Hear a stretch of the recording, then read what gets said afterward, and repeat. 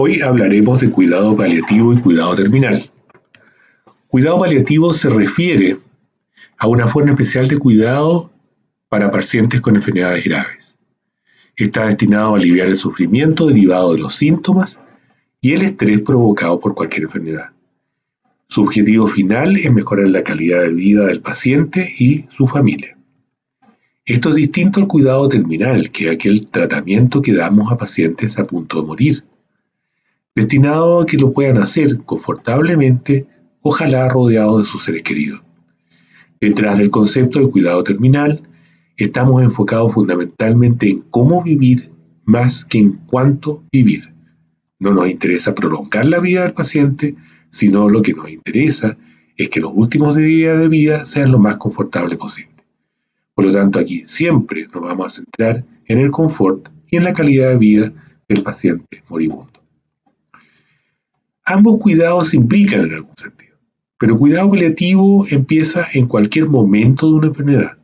Siempre que una persona consulta porque está sufriendo por algún síntoma, por alguna molestia, o simplemente porque está angustiado por el hecho de estar enfermo. Por lo tanto, nuestro primer trabajo va a ser aliviar ese sufrimiento a través de calmar síntomas o simplemente manejar la angustia que está sufriendo. En estos conceptos siempre, al comienzo, las terapias curativas en cuidado paliativo continúan y vamos a hacer todo lo posible por curar la enfermedad del paciente. Por otro lado, en manejo terminal nos vamos a enfocar solamente en el confort del paciente. Y generalmente el cuidado terminal se refiere a pacientes cuyo pronóstico vital es de 6 meses o menos.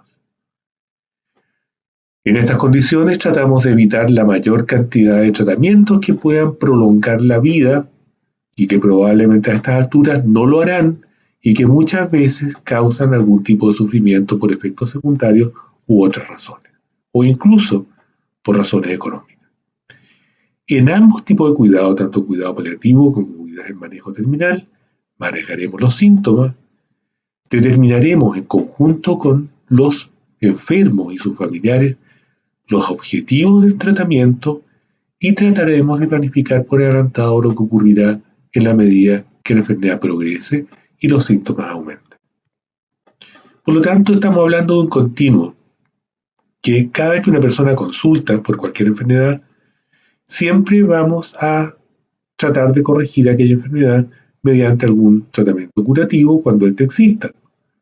A veces no tenemos ninguna alternativa de tratamiento curativo, pero siempre va a haber algo que podamos ofrecer a los pacientes para paliar su sufrimiento a consecuencia de los síntomas. Va a llegar un momento en la vida de estas personas en que la enfermedad simplemente se va a convertir en algo intratable. Sabemos que el paciente morirá eventualmente en el corto plazo. Tenemos maneras de saber aproximadamente el pronóstico, no siempre es muy exacto, esto ya lo veremos a continuación, pero en el momento que nosotros decidamos que el paciente probablemente no viva más allá de los 6 meses que hablábamos antes, empezaremos lo que llamamos cuidados finales, cuidados al final de la vida, cuidados terminales, en los cuales nos enfocaremos plenamente a aliviar tanto el sufrimiento psicológico como el sufrimiento físico que implique la enfermedad que está sufriendo. Junto con esto trataremos de aliviar el sufrimiento de quienes lo rodean, de los seres queridos, que a veces sufren tanto o más que los enfermos. Una vez que una persona muere, deberemos, y siempre probablemente lo tendremos que hacer, ayudar a vivir el duelo de aquellos que le sobreviven. Y ese duelo muchas veces va asociado a culpas, por distintas razones, simplemente por el hecho de sobrevivir, o por lo que puede haber ocurrido durante el periodo de la enfermedad. Por lo tanto, es muy importante ayudar a los sobrevivientes y a los deudos a poder vivir este duelo de la mejor manera posible.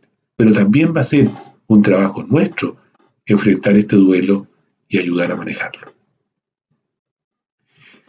Cuando estamos hablando de cuidado paliativo, hay 3 pilares básicos del cuidado paliativo. Uno es la facilitación de toma de decisiones. Decisiones de qué hacer o no hacer, cuánto intervenir o cuánto no intervenir.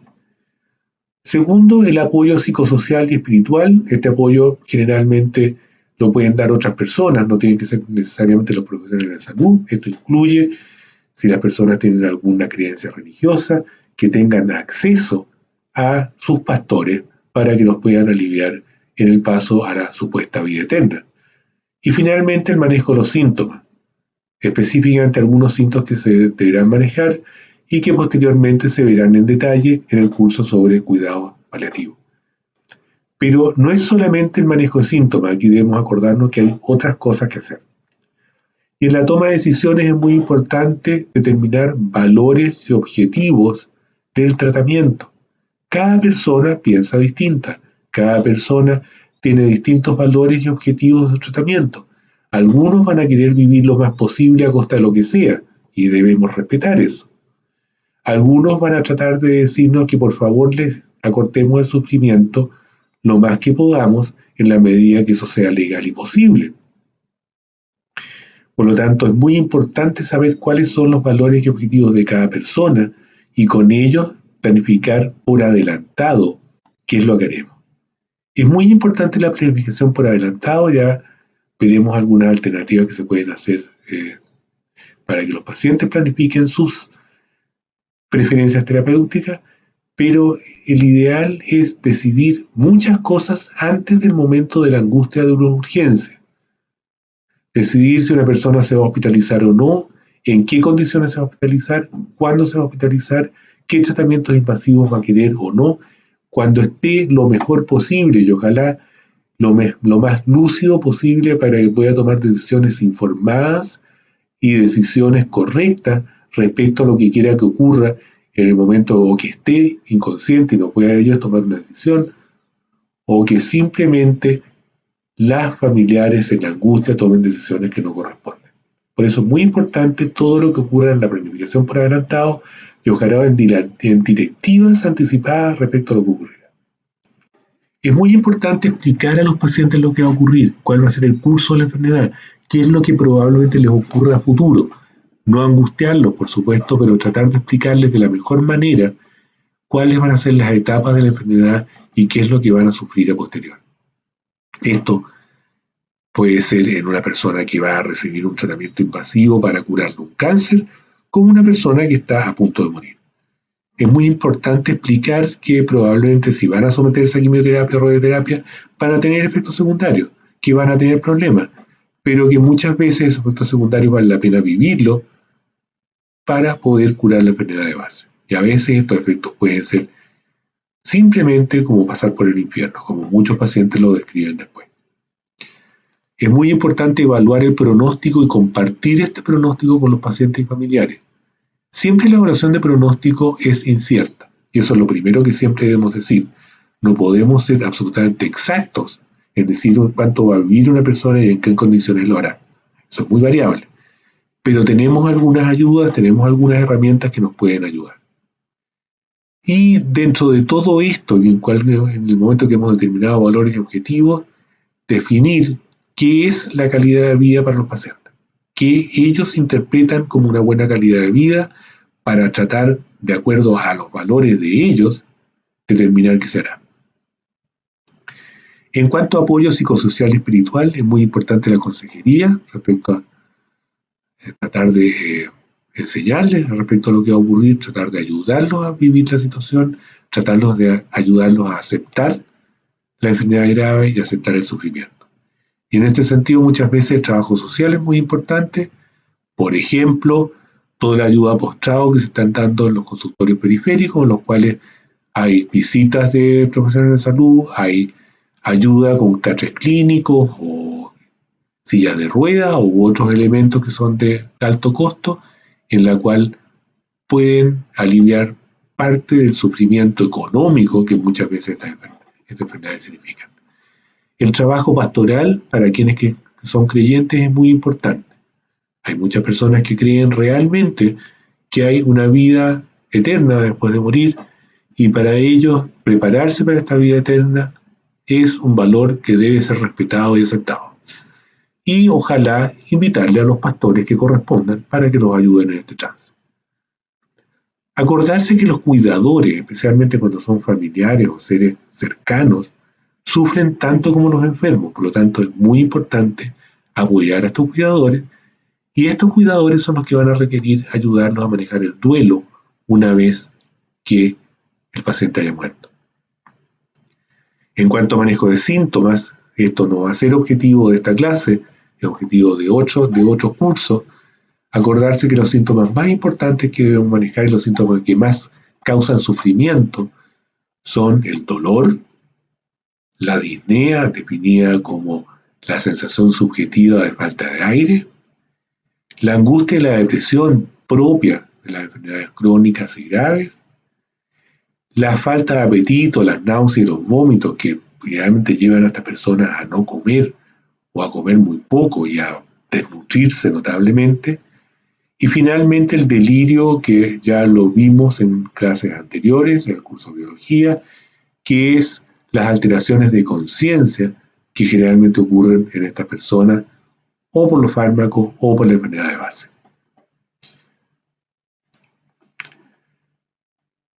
Es muy importante mantener una buena comunicación, como lo veíamos en la clase de comunicación, con estas personas y con los familiares. Y volvemos a repetir el concepto, es muy importante ser veraz, no mentir. No sacamos nada con mentir porque las personas intuyen exactamente lo que le está pasando y rara vez van a poder negar que están frente a una enfermedad grave. Por lo tanto, los pacientes deben ser informados de que están en una condición terminal y que probablemente les quede poco tiempo de vivir. Les podemos dar otras esperanzas, centrar en que si ellos, su valor es vivir lo más posible, en que trataremos de que prolonguen su vida lo más que puedan. Si su valor es que tener una buena calidad de vida, tratar de centrarnos en que haremos todo lo posible porque la calidad de vida sea buena y estén el menor tiempo posible postrados o dependientes. Si quieren lograr metas personales, muchas veces solucionar conflictos que tenían con seres queridos o con amigos o con cualquier persona que tenga conflictos, es el momento de hacerlo, o solucionar sus problemas económicos, o dejar todo arreglado para que quienes lo sigan no tengan problemas con herencias o posesiones efectivas, es el momento que las personas lo pueden hacer. Muchas personas van a planificar esto, no quieren dejarle problemas a quienes lo siguen, no quieren dejarle problemas legales y los ayudan enormemente en estos momentos y ellos también se sentirán muy en paz al saber que están permitiendo que quienes lo sobrevivan vivan de la mejor manera posible. Y eso ayuda a morir en paz. Y es muy importante que esto ocurra para que la muerte, además del terrible temor que causa la muerte, sea llevada de la mejor manera posible. Como decíamos antes, evaluar pronósticos es muy importante. Todos nos preguntarán acerca de cuánto va a vivir una persona y en qué condiciones lo harán. Y esperan la respuesta lo más veraz posible y lo más precisa posible. Vuelvo a repetir, evaluar pronóstico y determinar el pronóstico es difícil y es inexacto, pero hay algunas claves que nos pueden orientar para este fin. En personas con demencia avanzada, estos adultos mayores, cuando hablamos de demencia avanzada, estamos hablando de personas en que su condición cognitiva ya no les permite ni expresarse, ni cumplir con sus deberes básicos como comer. Sabemos que a 6 meses plazo la mortalidad es casi de la mitad de las personas que han sufrido una neumonía o un episodio febril o aquellos que experimentan dificultades para comer. La dificultad para comer es importante tenerla en cuenta porque pacientes que empiezan con demencia avanzada, que empiezan con dificultad para comer, sabemos que morirán a corto plazo. ¿Por qué es importante tenerlo presente? Porque no hay que hacerlos sufrir colocándoles sondas u otro tipo de formas invasivas de alimentarlos, porque generalmente esto no mejorará ni el pronóstico ni la calidad de vida de estas personas. Esto es muy importante tenerlo en cuenta, ya lo veremos un rato más con cifras, pero en general no hay que hacerlo sufrir colocándoles sondas u otros elementos para alimentarlo. Otra manera sencilla de evaluar pronóstico vital es la escala de Koch, que es una escala que se usa en pacientes con cáncer, que también se llama como escala Karnofsky, que va entre 0 y 5. En términos sencillos, un ECOG 0 significa una persona que está en buenas condiciones, capaz de trabajar sin ninguna limitación en su vida. 1 son aquellas personas que tienen limitaciones en su trabajo, no pueden trabajar todo lo que quieran, pero no tienen ninguna otra limitación, pueden deambular, pueden comer, no tienen ningún otro síntoma. El 2 son aquellas personas que ya debido a su enfermedad no son capaces de trabajar, pero pueden seguir ambulatorios, o sea, están de pie, comen, son autovalentes. 3 son aquellas personas que ya deben estar en cama, por lo menos más de la mitad del día, debido a la enfermedad, pero aún pueden alimentarse y pueden cumplir con sus necesidades básicas. 4 son aquellas personas que están todo el día en cama y que además no pueden comer o no pueden bañarse o no pueden limpiarse solos, por lo tanto requieren de ayuda para movilizarse o estas acciones básicas. Y 5 es una persona que ya murió. Esta escala tan sencilla tiene una muy buena correlación con el pronóstico de la persona. Y aquí lo ven, como van a ver esta mortalidad aún a 3 meses de pacientes con cáncer, pero esta escala se puede aplicar en cualquier situación, en cualquier enfermedad. Y se ve claramente que las personas, en la medida que progresan en esta escala, cuando llegan a una etapa 4, el pronóstico a un mes plazo será de una mortalidad de aproximadamente el 70%. Por lo tanto, esta escala se puede usar en otras enfermedades y nos puede dar una idea de cuánto va a vivir una persona. Siempre con la incertidumbre de que hay personas que por supuesto no cumplen con ninguno de estos estándares y viven mucho más de lo que esperábamos o mucho menos de lo que esperábamos a veces. Pero nos pueden ayudar. Y esto hay que explicarlo a los pacientes y familiares, que todos estos valores pronósticos son relativos, no son una certeza absoluta, pero nos ayudan. Hay otras maneras que se puede hacer en general en la medida que trabajamos en clínica, en la medida que trabajamos con pacientes, todos los profesionales de salud empezamos a tener alguna capacidad intuitiva de reconocer quiénes vivirán y quiénes no. Por lo tanto, a veces simplemente nos preguntamos si viendo a un paciente creemos que nos extrañaría si viviría en los próximos 12 meses, eso ya nos ayuda a tener una idea del pronóstico. Y si se quiere una cosa un poquito más exacta, hay herramientas en Internet que nos ayudan a evaluar pronósticos. Una de ellas, la que está puesta el URL ahí, donde van a ver pronósticos dependiendo de edad, depende de la enfermedad de base, depende de algunas condiciones básicas que le puedan orientar hacia eso. Y la evaluación de pronóstico va muy ligada a lo que llamamos limitación del esfuerzo terapéutico. La limitación del esfuerzo terapéutico es la decisión meditada sobre la no implementación o la retirada de terapéuticas médicas al anticipar que no llevarán un beneficio al paciente. Por ejemplo, si una persona sabemos que está en condiciones muy malas y sabemos que va a morir a un corto plazo, probablemente recomendaremos que no se hospitalicen. No tiene ningún sentido llevar a una persona a morir a un hospital.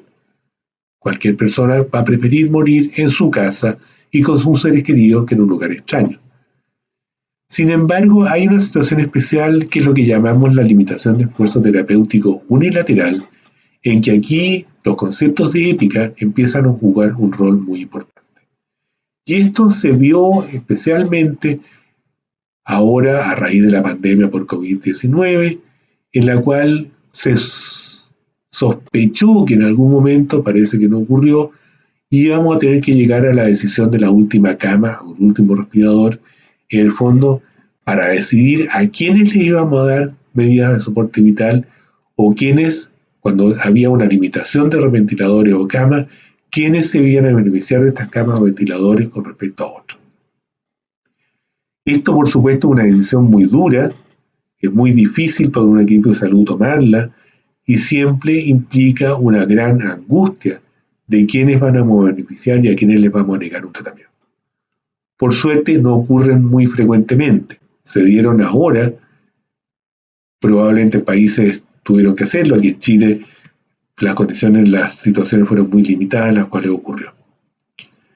Por supuesto que en estas decisiones hay un componente ético trascendental y es muy importante que sean tomadas en conjunto con comités éticos asistenciales para que sean decisiones colegiadas. Probablemente los factores que más van a influir en decidir a quién le dan un tratamiento o a quién no va a ser el pronóstico vital de esta persona y la edad. Esto es grave porque en el fondo los viejos siempre van a ser discriminados a no recibir los tratamientos con respecto a una persona joven que va a vivir más tiempo. Y aquí se aplica un concepto ético que ya hemos visto en otras clases, que es el concepto del doble efecto.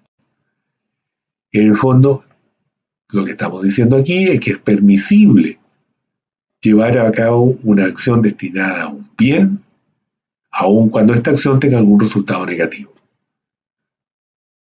Lo veíamos en la primera clase, el ejemplo del tranvía es el clásico ejemplo del doble efecto, en el cual un bien mayor va a significar permitir un daño menor para poder llegar a un efecto. En ese sentido, se ha definido que este principio de doble efecto se aplica bien y no es antiético cuando el efecto negativo no es intencional. No estamos dañando a alguien, no estamos sacándole un órgano a una persona viva para lograr que otra persona se beneficie de ese órgano. El efecto negativo no es un medio para conseguir el efecto positivo. Nuevamente aquí corre el ejemplo de sacarle un órgano a una persona viva. Y el efecto positivo es siempre proporcional al efecto negativo de la acción. Pero siempre estas decisiones de limitación de efecto de esfuerzo terapéutico unilateral son decisiones extraordinariamente difíciles de tomar, que implican una tremenda angustia para los equipos y ojalá siempre sean tomadas en forma colegiada. Aquí se aplica el razonamiento de guerra, en el sentido que en un estado de guerra, aquí estamos definiendo un estado de guerra contra la pandemia, se permitirían acciones que no se aceptan habitualmente usando criterios rigurosos. Como les voy a repetir, rara vez se llegan a aplicar estos conceptos en medicina, rara vez se llegó durante los momentos más críticos de la pandemia a tener que tomar decisiones de este tipo y por supuesto las decisiones van a ser en la medida que los recursos no cumplan o no sean proporcionales a las necesidades de los pacientes, pero en general aquí, por lo menos aquí en Chile, se logró tener los recursos necesarios de salud en momentos casi justo al límite para poder cubrir las necesidades de las personas que estaban enfermas. Por supuesto que aquí las decisiones pueden ser extraordinariamente susceptibles de error. Nuevamente, como se basan en pronósticos, estos pronósticos pueden ser completamente erróneos. Y debemos confiar en los instrumentos que usamos para evaluar pronósticos, pero eso no significa que estos instrumentos sean todo lo preciso que quisiéramos. Por supuesto que la decisión se presta para discriminación de cualquier tipo. Si yo favorezco a alguien por su valer en la sociedad, o porque es más rico, o porque es más famoso, o por cualquiera de esos motivos, por supuesto sería una acción extraordinariamente discriminatoria. Y por supuesto que en la medida que las personas lo miran, y miran a los profesionales tomando esta decisión como que están tomando decisiones discriminatorias y no absolutamente objetivas, se lesiona, por supuesto, la relación médico-paciente. Un ejemplo de estas situaciones de discriminación ocurrió en el año 2009, cuando un ministro de Estado, que se llamaba Edmundo Pérez Lloma, se sometió a un trasplante renal. Llamó profundamente la atención que este señor no había estado un solo día en diálisis y un día estaba trabajando como ministro, al día siguiente se supo por la prensa que había sido sometido a este trasplante renal. Esta situación fue criticada porque se halló extraño que, habiendo listas de espera de personas en diálisis durante mucho tiempo para someterse a un trasplante, este señor lo haya recibido. Debo reconocer que el lugar donde se trasplantó, el hospital donde se trasplantó, dijo que se había cumplido con todas las listas de espera que correspondían, que no sabía si recibió ningún tipo de beneficio o preferencia por ser ministro de Estado, Sin embargo, en los días posteriores al trasplante salieron numerosos reclamos de personas que llevaban 10 o más años en diálisis, diciendo que les extrañaba profundamente que no hubiera nadie antes en la lista de espera de estas personas que llevaban mucho tiempo, y que si este señor había sido beneficiado o no por el hecho de ser ministro y tener este cargo de poder. ¿Qué significó esto? Muchas personas dijeron después de esto: yo no voy a donar órganos si los órganos son donados a personas que tienen mayor influencia o tienen mayor poder, sin respetar necesariamente la lista de espera.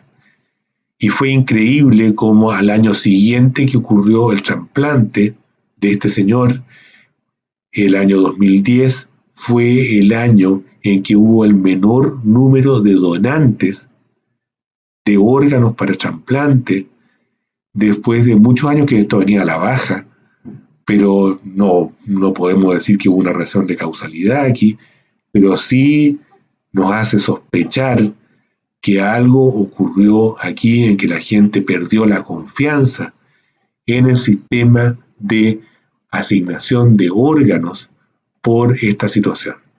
Por lo tanto, en medicina hay que ser extraordinariamente cuidadoso en que nunca haya ninguna sospecha siquiera de que estamos actuando por razones que no sean las estrictamente técnicas en nuestro actuar, y especialmente en la asignación de recursos escasos como puede ser un órgano para trasplante. Otra situación que ocurre es la limitación de esfuerzo terapéutico bilateral, en que aquí las decisiones se toman con el usuario. Esto es distinto. Aquí lo que se hará es discutir con los pacientes y los usuarios qué es lo que quieren o no quieren que se haga en eventos de riesgo vital o enfermedades graves. Generalmente aquí lo que incluimos fundamentalmente es si quieren ser sometidos a resucitación cardiopulmonar, a ventilación mecánica, al uso de sonda o gastrostomía para alimentación u hospitalización. Y estas decisiones, el ideal es que sean tomadas en forma anticipada y queden por escrito. Estas decisiones, el ideal es tomarlas no en el momento que una persona está angustiada con una enfermedad, sino que cuando está bien y puede decir con tranquilidad y con todo el tiempo que requiere si quiere ser sometido o no a uno de estos tratamientos. El ideal es que esta decisión sea informada, o sea, que realmente tenga en cuenta las condiciones y las situaciones y el pronóstico después de tal o cual procedimiento. Y ojalá sean refrentadas por un médico, que haya un médico que ayude a que estas decisiones queden escritas y se puedan tomar adecuadamente. No tienen ninguna validez legal en Chile. En otras partes del mundo sí, aquí no tienen ninguna validez legal, por lo que va a ser decisión del equipo de salud si acata estas decisiones anticipadas o no las acata, dependiendo de cada persona. Por lo tanto, es muy importante en la planificación, y especialmente en los adultos mayores, que expresen su voluntad mientras están sanos, autovalentes y en buenas condiciones cognitivas acerca de los tratamientos que quieren recibir al final de la vida, antes de enfermar, y que las decisiones queden escritas. Y lo más importante es que nombren representantes que los puedan tomar decisiones por ellos en el momento en que ellos no sean capaces de hacerlo. ¿Por qué es importante? Porque cada uno de estos tratamientos agresivos, por ejemplo, resucitación cardiopulmonar, significa que el riesgo de sobrevida después de una resucitación cardiopulmonar es no más allá de un 15%. Por lo tanto, se debe saber que lo más probable es que una persona que ha sido sometida, que ha tenido un paro cardíaco, lo más probable es que muera. No es como las películas, que siempre lo resultan a todos. Muchos mueren.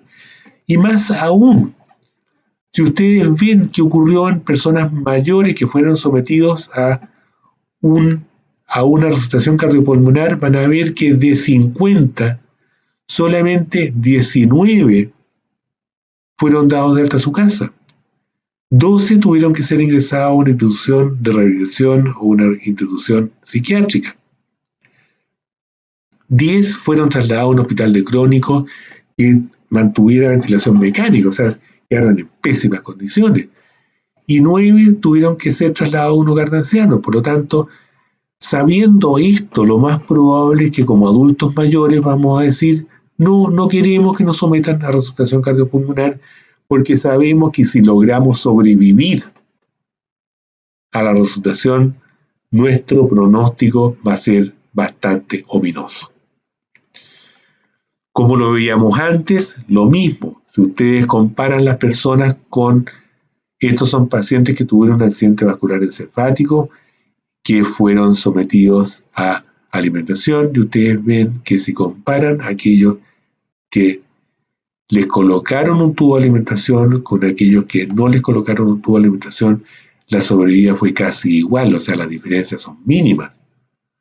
Por lo tanto, vivir con un tubo, que significa generalmente estar amarrado e inmovilizado para que no se saquen el tubo, y todas las incomodidades que significan un tubo de alimentación para tener una ventaja de sobrevida que es casi nula, probablemente yo también rechazaría que me colocaran un tubo. Y si ustedes comparan colocarse una gastrotomía endoscópica contra un tubo nasogástrico, van a ver que los resultados son exactamente iguales. O sea, no mejoran nada la sobrevida de estos pacientes. Esto es exactamente lo mismo para mostrar que la posibilidad de sobrevivir, incluso en este estudio que es otro más, la posibilidad de sobrevivir a las personas que no se colocaron tubo fue mejor que en aquellos que se lo colocaron. Por lo tanto, puede ser al revés. Incluso estas terapias invasivas no solamente pueden no prolongar la vida, sino que pueden acortarla. Los ejemplos antes mostrados muestran que aquellas personas que se niegan a recibir tratamientos invasivos tienen argumentos sólidos para tomar estas decisiones. Están tomando decisiones basadas en pronósticos y en estudios clínicos previos. Por lo tanto, es muy importante que estas personas ojalá dejen por escrito estas decisiones y lo que quieren que se les haga y no se les haga, de tal manera que cuando los profesionales estén en el momento de decidir qué se hará o qué conducta invasiva se tomará, tengan algún referente respecto a lo que ocurre. Este es un ejemplo de un formulario para poder indicar directivas anticipadas sobre preferencias de tratamientos. Este formulario no tiene ninguna validez en Chile, fue desarrollado en Estados Unidos, es una traducción. Sin embargo, puede ayudar a las personas a que puedan, con tiempo, con tranquilidad y cuando están sanas, poder indicar qué es lo que quieren que se les haga o no se les haga cuando estén en un momento que no puedan tomar una decisión. El formulario es relativamente simple de llenar, es simplemente completar el nombre,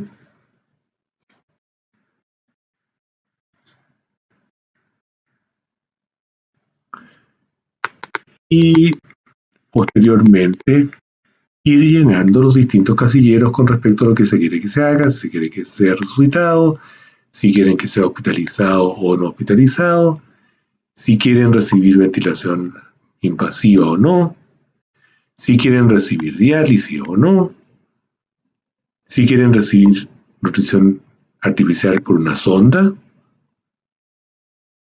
si quieren recibir nutrición por la vena, si quieren que sean hidratados, esto es una cosa más sencilla, y otras preferencias de tratamiento que se puedan indicar en este formulario. Una vez que se completa el formulario, la idea es firmarlo, poner la fecha de la firma,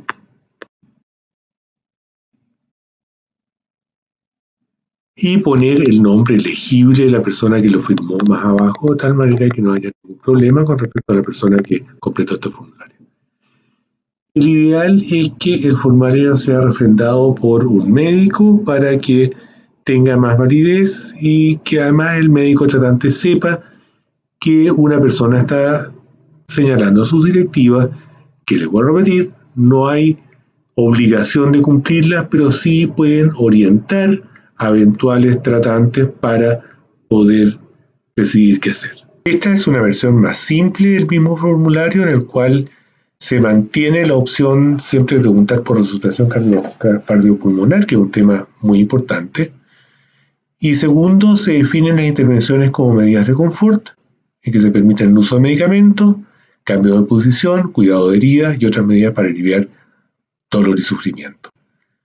En esta medida de confort, cuando uno señala esto, está indicando que lo preferible sería no hospitalizar los pacientes. Las intervenciones adicionales limitadas incluyen lo mismo, pero se permite aquí la ventilación no invasiva y se autoriza a hospitalizaciones en casos necesarios, o sea, en casos que no queda otra. Y se indica específicamente que se evita el ingreso a cuidado intensivo. Y finalmente, en tratamiento completo, en que ahí se autoriza a hacer todo lo que sea necesario por mantener a las personas vivas, incluyendo intubación, ventilación invasiva y lo que sea necesario. Este es un formulario más sencillo que también se puede llenar, es lo mismo y al final, por supuesto, tiene que estar firmado. Por supuesto que cualquiera de estos formularios basta y sobra con destruirlo para que pierdan su validez y pueden orientar a los médicos a lo que tienen que hacer y lo que no tienen que hacer. Este gráfico muestra que la concordancia entre las directivas anticipadas y el tratamiento recibido no es muy buena. Aquí se hizo un estudio en que se determinó qué proporciones de las personas que habían llenado esta directiva anticipada se cumplieron las directivas anticipadas por médicos en la UCI, y ustedes ven que la proporción no es muy buena, más o menos el 40% de las personas que habían dado directivas anticipadas aproximadamente no se cumplió con estas directivas y se sometieron a tratamientos invasivos que se habían negado a recibir en la unidad de cuidado intensivo. Por lo tanto, en esto siempre va a haber un punto que puede ser relativo, sin embargo, igual ayudan. Y en la medida que esto se conozca y en la medida que esto se haga universal, poco a poco van a ser más respetadas. Esto es un estudio americano. Probablemente aquí en Chile es aún peor. Cada día estamos tratando de pedirle a las personas que llenen estos formularios de directiva anticipada.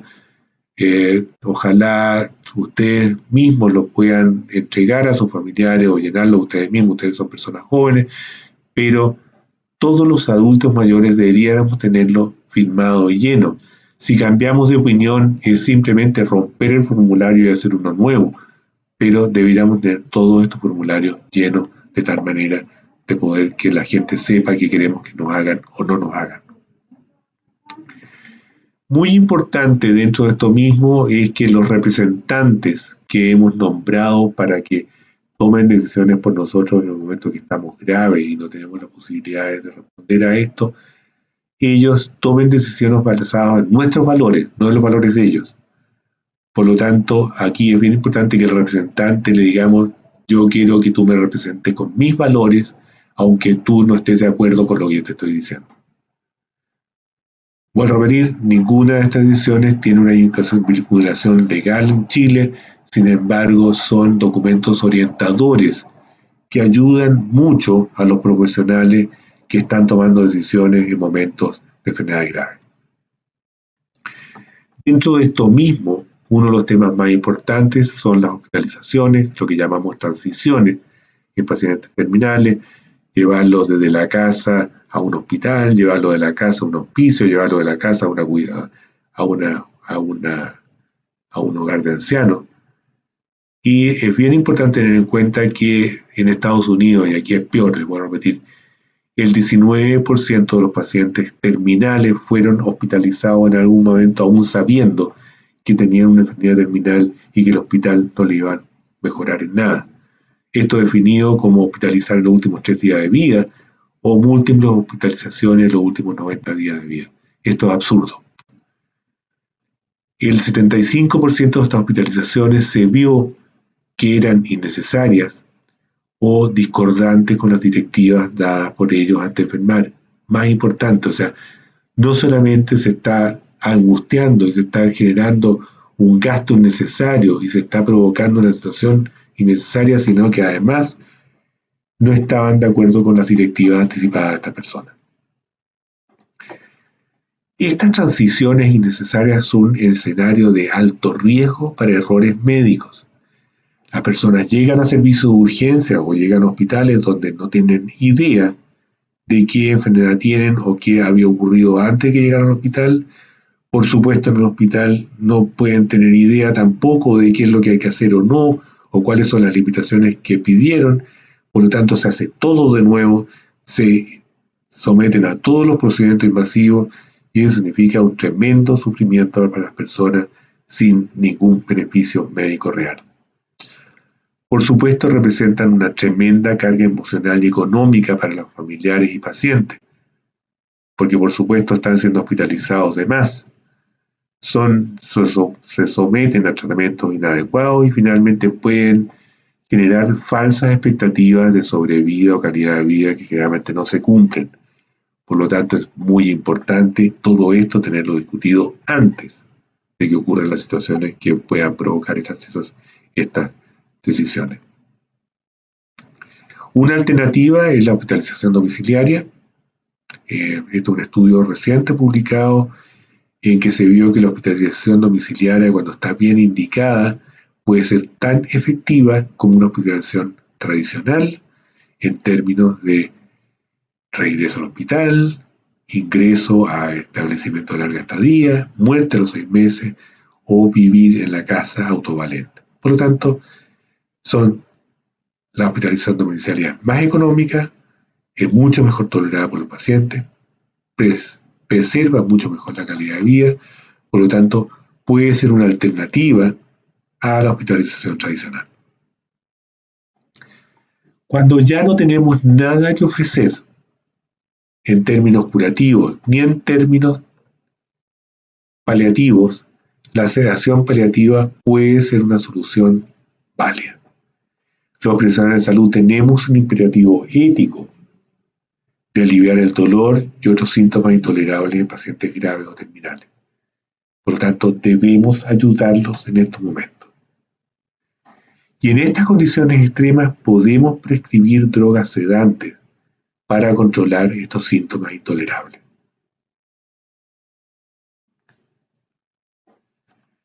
La sedación paliativa justamente se refiere a esto, es la administración de drogas sedantes en dosis y combinaciones para disminuir suficientemente el estado de conciencia de una paciente o de un paciente para controlar adecuadamente uno o más síntomas refractarios.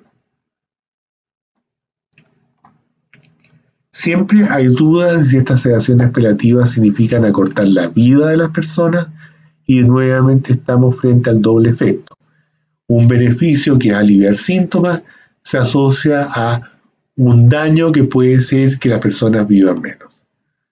Esto es una duda razonable, se debe discutir con los pacientes y familiares, se debe discutir con otros profesionales.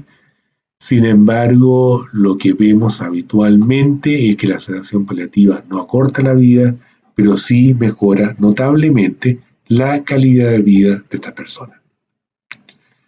¿Cómo definir un síntoma refractario? Esta es un esquema que nos puede ayudar mucho. Simplemente pensar, ¿se puede tratar un síntoma? ¿El tratamiento tiene efectos secundarios inaceptables? ¿El tratamiento consigue un efecto esperado en el largo plazo? Si la respuesta a las dos primeras preguntas es negativa, consideramos que el síntoma es refractario. Si la respuesta a la última pregunta, que conseguimos un efecto razonable en un tiempo adecuado, ahí definimos que el síntoma no es refractario. Si definimos el síntoma como refractario, o sea, no logramos el efecto que queríamos o no lo logramos en un tiempo razonable, en esas condiciones podemos plantear, en conjunto con el paciente o en conjunto con sus familiares, en las situaciones que se den, la posibilidad de sedación paliativa. ¿Cuáles son los síntomas que más llevan a usar sedación paliativa? Nuevamente son los síntomas que más angustian tanto a familiares como a pacientes. El primero es el delirio. En general, en los últimos días de vida, el delirio se puede convertir en una situación extraordinariamente angustiosa, tanto para familiares como para pacientes. La disnea también es otra situación muy angustiosa. Ver a una persona tratando de respirar sin poder hacerlo adecuadamente, se convierte realmente en una situación muy angustiante nuevamente para quienes lo rodean y para el mismo paciente. Incluso el distrés psicológico, que puede ser una situación bastante dudosa, puede llevar a la necesidad de sedación operativa. Por supuesto, el dolor es la otra gran causa. El estrés psicológico, como lo decíamos antes, puede ser la situación más controvertida para tomar estas decisiones de sedación paliativa. En general, se usa en estados avanzados de enfermedades terminales y esto ojalá se defina este distrés psicológico en repetidas evaluaciones y ojalá por personal con experiencia y ojalá sea una decisión colegiada, o sea, varias personas tomen esta decisión respecto a si vale la pena poner una sedación paliativa en personas con distrés psicológico. La droga que más se usa habitualmente para sedación paliativa es el midazolam, porque es una droga fácilmente administrada, se puede administrar por vía endovenosa o subcutánea, y es lo que en general se usa más para sedación paliativa. Este es un protocolo de sedación, no tiene mucho sentido discutirlo en detalle ahora, pero puede ayudar en personas que trabajan en el EAMS. La sedación paliativa es absolutamente legal en Chile, no hay ningún problema en usarla. Y lo que se trata es de llegar, esta es una escala que se usa, que es la escala Richmond, que se trata de llegar a una sedación moderada que va entre -3 a 0, o sea, una persona que está entre adormilada, puede abrir los ojos, pero no siente ningún dolor. Por lo tanto, podemos usar esta escala como una manera de evaluar la dosis que usaremos para poder llevar a la sedación paliativa. Esto es bien importante verlo. Es un estudio hecho en que se comparó pacientes que fueron sometidos a sedación paliativa y pacientes que no fueron sometidos a sedación paliativa y se ve la sobrevida. Vean ustedes que aquí estamos hablando de pacientes terminales. Estas son situaciones en que vamos a usar estos tratamientos de pacientes que están realmente al final de la vida. Y vean ustedes que los días de sobrevida entre aquellos que fueron sedados, las barras azules, contra los que no fueron sedados, que son las barras naranjas, fue en casi todos los estudios casi exactamente igual. Por lo tanto, en sedación paliativa no estamos dirimiendo el problema del doble efecto porque en general no haremos sufrir ni haremos un daño en el sentido de acortar la vida en estas personas mayormente, a pesar de que muchas veces es tal el sufrimiento y es tan indecible la angustia que viven estas personas que realmente no nos pondremos a ver si realmente estamos acortando en 1 o 2 días la vida de las personas porque realmente están en condiciones deplorables de vida. Finalmente llegamos a lo último, vamos a hablar de muerte asistida por profesionales. La muerte asistida por profesionales no es legal aún en Chile, pero es importante que esto se está discutiendo en este momento en el Congreso. Ahí se está tratando de modificar la ley de derechos y deberes de los pacientes para incluir un artículo que permite la muerte asistida por profesionales y esperamos que pronto sea despachada por el Congreso y se pueda hacer. Hay 2 alternativas de muerte asistida. Uno es cuando el profesional administra directamente las drogas que causarán la muerte. Esto es lo que se llama eutanasia. Y la otra es cuando el profesional provee o prescribe una droga que la persona tomará por su cuenta y causará la muerte. Esto es lo que se llama muerte asistida por profesionales. El ejemplo más clásico de muerte asistida por profesionales fue la muerte de Sigmund Freud. Sigmund Freud tenía un cáncer de boca, consecuencia de fumar, que le estaba causando muchos problemas. De hecho, era tal el olor que le provocaba la enfermedad que se aisló porque nadie podía estar cerca de él. Era tal deplorable sus condiciones de vida que su médico tratante le proporcionó la morfina suficiente para que pudiera morir. Esto, por supuesto, no se supo en ese momento, se supo mucho tiempo después, pero es un ejemplo clásico de muerte asistida por profesionales. La muerte asistida proporcional a nivel mundial cada día se está aceptando más. Vean ustedes que en Sudamérica el único país que acepta la eutanasia activa legal es Colombia. En Chile lo único que se acepta es la eutanasia pasiva, en el sentido de no hacer, pero no se permite la eutanasia activa, pero esperamos que esto cambie en el corto plazo. En Estados Unidos, Canadá en este momento acepta la eutanasia activa legal y nuevamente se llama muerte asistida por profesionales. Otros países todavía como México no lo aceptan y en Estados Unidos hay cada día más estados, esto es un poco antiguo, que están aceptando la muerte asistida por profesionales como algo legal y que se puede hacer. Y es bien importante este gráfico porque nos muestra lo que ocurrió en Holanda. En Holanda la muerte asistida por profesionales se legalizó en el año 2000. Aquí está el corte. Y vale la pena ver esto porque después de que se legalizó la muerte asistida por profesionales se mandó una encuesta anónima a profesionales en distintos lugares y se les preguntó si ellos habían practicado eutanasia antes que se legalizara esta práctica. Y ven ustedes que la diferencia entre el total de muertes por eutanasia antes y después de la legalización es casi exactamente igual. ¿Por qué es importante Porque este procedimiento normalmente, sea legal o no, se hace en casi todos los países. Pero se hace en condiciones en que no hay ningún resguardo legal para los profesionales que la practican, no hay ningún comité que permita tomar decisiones colegiadas en situaciones que puedan ser controversiales o en que haya dudas respecto a si se justifica o no estos procedimientos. Por lo tanto, se hace en condiciones bastante desprotegidas. Eso es un argumento muy importante para que los legisladores definitivamente nos permitan a los profesionales de salud tener esta herramienta de trabajo cuando sea necesario.